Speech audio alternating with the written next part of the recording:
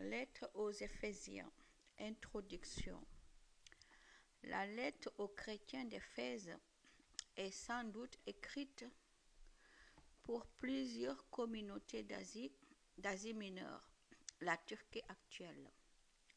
Cette lettre, écrite en prison, dans chapitre 3, verset 1 et chapitre 4, verset 1, rassemble et résume les derniers enseignements de Paul à ces églises.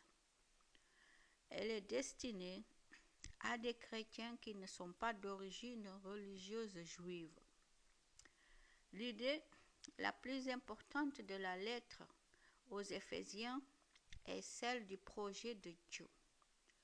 C'est un mystère qui était caché et que Jésus a fait connaître. Ce projet de Dieu existe depuis toujours. Il se réalise avec Jésus-Christ. Il concerne la création tout entière, les cieux et la terre. Il permet l'unité des êtres humains entre eux et l'unité entre les êtres humains et Dieu. Dans ce projet, l'Église tient une grande place. Quand l'auteur parle de l'Église, il s'agit d'une réalité vécue dans les églises locales, mais qui les dépasse. L'auteur de la lettre en parle en employant de nombreuses comparaisons. L'Église est comme le corps du Christ.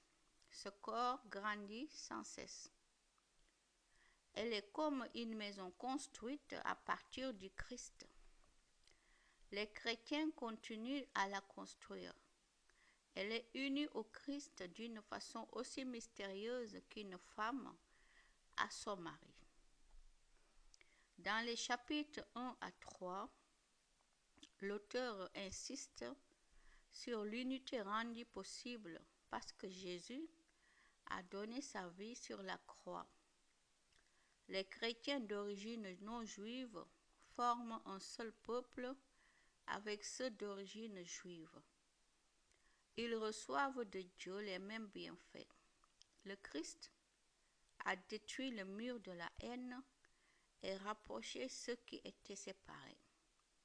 Il apporte ainsi la paix à tous.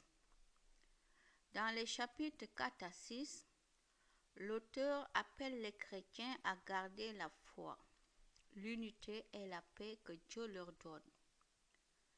Ils sont encouragés à vivre d'une manière nouvelle. L'auteur donne des conseils pour les relations à l'intérieur de la famille. Chapitre 5, verset 21 et chapitre 6, verset 9. Pour bien comprendre ces conseils, il faut connaître la société de l'époque. La règle était que les femmes obéissent à leur mari. Les maris étaient les chefs. L'auteur de la lettre parle surtout aux maris. S'ils sont les chefs, ils doivent l'être comme le Christ qui a donné sa vie.